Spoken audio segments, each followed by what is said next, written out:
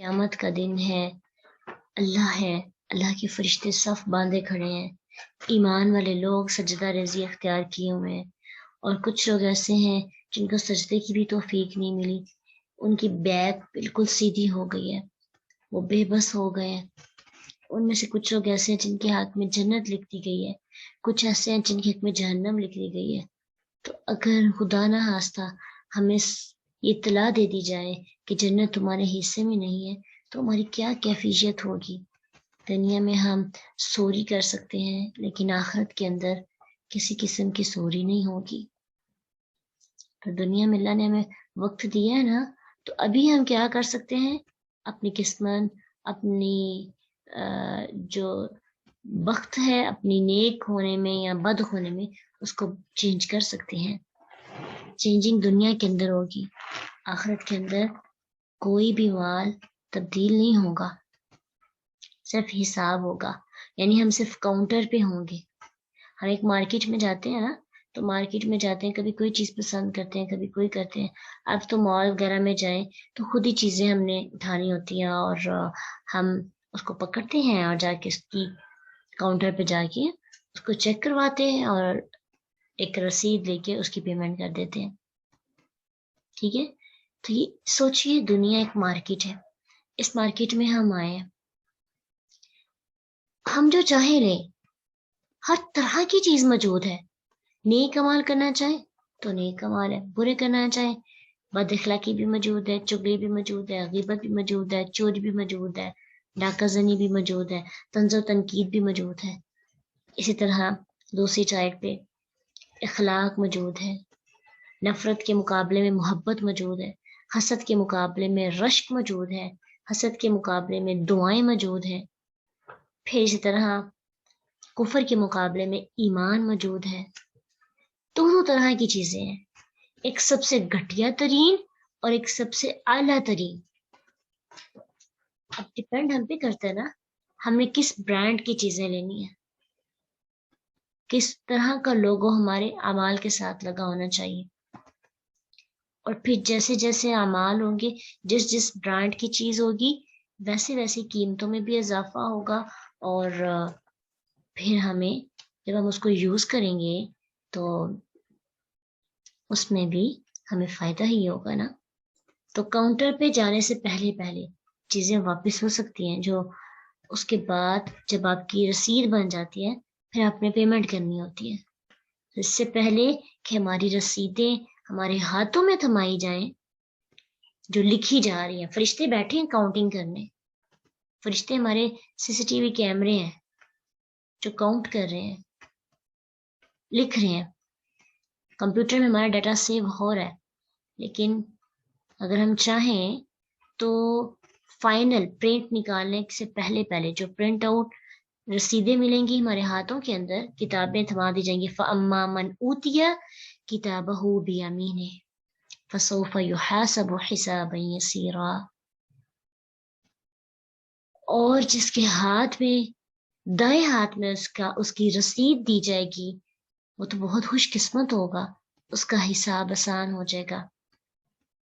فَأَمَّا مَنْ أُوتِيَ كِتَابَهُ وَرَاءَ ظَهْرِهِ فَسَوْفَ يَدْعُو ثُبُورًا۔ اور کچھ ایسے بھی لوگ ہوں گے جن کا نام اعمال ان کے پیچھے ہوگا، جن کا نام اعمال ان کے بائیں ہاتھ میں ہوگا، تو بھی پتہ چل جائے گا کہ میرے ساتھ کیا ہونے والا ہے۔ رسیدیں جب دی جائیں گی، تب اس سے پہلے کہ ہمیں وہ رسیدیں دی جائیں، وہ ریسیپٹ ہمارے ہاتھ میں آئے، وہ پورا کتابچہ ہمیں تھمایا جائے، پوری زندگی کا ویڈیو سامنے آ جائے، وائرل ہو جائے، ہمیں کیا کرنا ہے، چینجنگ کروا لیں، ایڈیٹنگ کروا لیں۔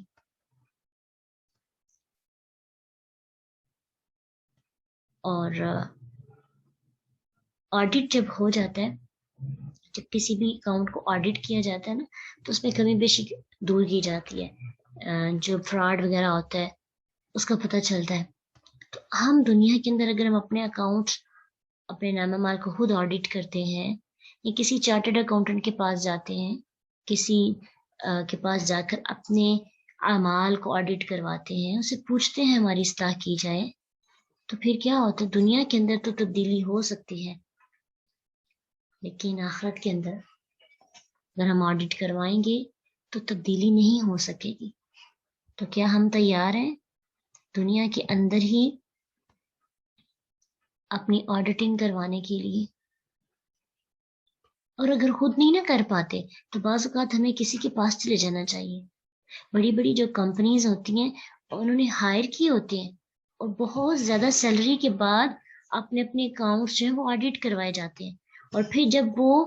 آڈیٹنگ ہو جاتی ہے، دودھ کا دودھ تو پانی کا پانی ہو جاتا ہے، بہت سی مسٹیکس، بہت سے ایرر سامنے آتے ہیں۔ تو کبھی کبھار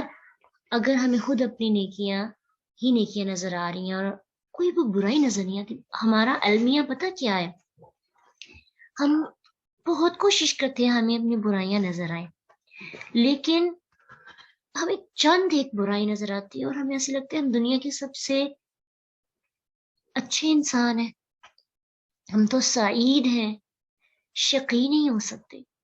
اچھا یہ ساری باتیں نا فلاں بندے پہ سیٹ ہو رہی، تو جب خود اپنی برائیاں نظر نہیں آتی تو پھر ہمیں ہائر کرنا پڑتا ہے، ہمیں ایسی مجلسوں میں جانا پڑتا ہے، صحبت اختیار کرنی پڑتی ہے نیک لوگوں کی، قرآن کی کمپنی میں جب ہم آتے ہیں تو پھر ہمیں ساری برائیاں نظر آتی ہیں اپنی۔ تو انشاءاللہ ہم نے وقتاً فوقتاً اپنے اکاؤنٹس چیک کرواتے رہنا ہے انشاءاللہ۔ پھر ہی یہ بھی نہیں ہے کہ ایک دفعہ کروا لیں گے تو بس ٹھیک ہے۔ کسی بھی کمپنی کی آڈیٹنگ جو ہے نا مختلف اس کے ہوتے ہیں، کچھ لوگوں نے اس کو مسلسل رکھے ہوتے ہیں، منتھلی آڈٹ ہوتی ہے ان کے اکاؤنٹس، کچھ نے 3 منتھس کے بعد آڈیٹنگ کروانی ہوتی ہے، اور کچھ ایسے بھی ہوتے ہیں جو اینول کرواتے ہیں، تو اینول میں زیادہ محنت کرنی پڑتی ہے، پیسے کم لگتے ہیں، یعنی جو کنٹینیوس آڈیٹنگ ہوتی رہتی ہے اس میں زیادہ مشقت کرنی پڑتی ہے، آپ کو منتھلی سیلری پے کرنی ہوتی ہے، لیکن آپ کا ہر ماہ میں جو بھی ایررز ہوتے ہیں وہ ختم ہو جاتے ہیں، پھر آپ کو پتا ہوتا ہے اگلے ماہ کس طرح کام کرنا ہے، پھر جو امپلائیز ہوتے ہیں وہ بھی چپ کرنے ہو جاتے ہیں کہ میں نے آئندہ کے بعد مسٹیک نہیں کرنی، میری تو ہر مہینے غلطی نکل جاتی ہے، میری عزت خراب ہوتی ہے۔ اسی طرح جب ہم بھی منتھلی یعنی جلدی ہی اپنے اعمال کو دیکھتے رہتے ہیں، ہمیں پتہ ہوتا ہے، ہمارے اندر جو نفس ہوتا ہے اسے پتہ ہوتا ہے کہ بار بار غلطیاں اب سامنے آ رہی ہیں، اب تھوڑا اسے اس کا نفس ہمارے کنٹرول میں آ جاتا ہے۔ اس لیے ہمیں کیا کرنا چاہیے، وقتاً فوقتاً اپنے اعمال کا احتساب کرتے رہنا چاہیے۔ نفس کو اسی طرح کنٹرول کیا جا سکتا ہے، صرف ایک ماہ کے اندر یا پھر پورے سال کے اندر کسی ایک سیشن کو اٹینڈ کر لینے سے ہمارے اعمال میں سے ایررز ڈیلیٹ نہیں ہوتے، ہمارے اعمال سے جو فالٹس ہیں وہ ختم نہیں ہوتے ایک دن سے۔ ایک دن کی محفل، ایک دن کی مجلس، ایک دن کا سیشن، ایک دن کا لیکچر ہمیں ٹریک لائن پہ نہیں لے کے آ سکتا۔ سعید بننے کے لیے، نیک بخت بننے کے لیے ہمیں مسلسل محنت کرنی پڑتی ہے،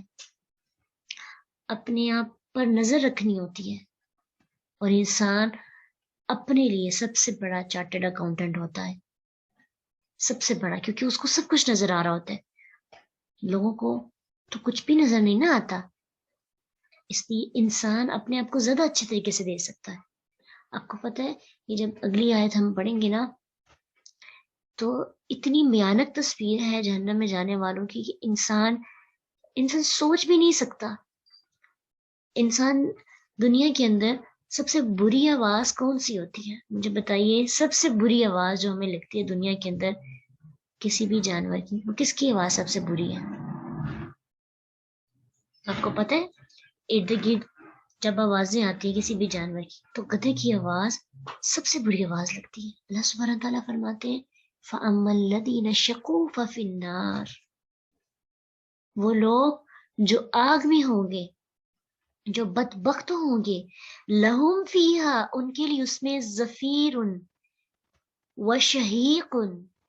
زفیر چیخو پکار ہوگی، شہیق داڑنا ہوگا، اور یہ دونوں آوازیں گدھے کی ہیں. زفیر اور شہیق دونوں گدھے کی آوازیں ہیں. جب وہ شروع کی اس کی آواز ہوتی ہے نا وہ زفیر ہوتی ہے, اور جو آخر کی اس کی آواز ہوتی ہے شہیق ہوتی ہے. یعنی نہایت بری چینے چلانے کی آوازیں نکالے گا. یعنی جب گدھا کبھی آواز کھینچتا ہے کبھی آواز نکالتا ہے, کھینچتا ہے اندر کی طرف, جب کھینچتا ہے اس کو زفیر کہتے ہیں, اور جب وہ نکالتا ہے کھینچ کے داڑتا ہے اسے کہتے ہیں شہیق. جہنمیوں کی آواز گدھے کی طرح کی ہوگی. گدھے کی آواز کو ذرا ذہن میں لائیے, اتنی اریٹیشن ہوتی ہے, اللہ پتہ نہیں اس نے کب بولنا بند کرنا ہے. اللہ سبحانہ تعالیٰ ہم سب سے بدترین آواز, اور وہ آواز جس کو ہم ناپسند کرتے ہیں, اور گدھا جس کو ہم بہت بے وقوف سمجھتے ہیں, بہت کمتر سمجھتے ہیں. یعنی اس کی نیچر یا یعنی انسان کو جس کو گدھا کہا جائے کتنا برا فیل ہوتا ہے. ٹھیک ہے, تو جب جہنمی کتنی بے بسی کی حالت ہوگی نا, اتنے پڑھے لکھے لوگ, اتنی مال و دولت رکھنے والے لوگ, ڈگریوں کا بیگ ان کے پاس ہوگا, لیکن گدھے کی طرح ہانک رہے ہوں گے, گدھے کی طرح آوازیں نکال رہے ہوں گے. سوچئے اگر ہم دنیا کے اندر گدھا بنا دیے جائیں یا پھر ہماری آواز گدھے کی طرح کی ہو جائے, کس طرح سے زندگی گزار سکتے ہیں. جہنم میں تو انسان مسلسل رہے گا نا, وہاں پہ ہمارے دوست بھی ہوں گے, عزت کرنے والے بھی لوگ ہوں گے, ہماری واہ واہ کرنے والے لوگ بھی ہوں گے, ہمیں پارسا سمجھنے والے لوگ بھی ہوں گے, ہماری خوبیوں کا تذکرہ کرنے والے لوگ ہوں گے. کیا صورتحال ہوگی. ایک عذاب کی تحقیر, ذلیل کرنے والا عذاب, اور دوسرا جب انسان کو یہ پتہ چلے گا کہ ارد گرد لوگ اس کو دیکھ رہے ہیں, تو یہ اس سے بڑی ذلت ہوگی. اور آپ کو پتہ ہے ایک اور ذلت, خالدین فیہا ما دامت السماوات والارض,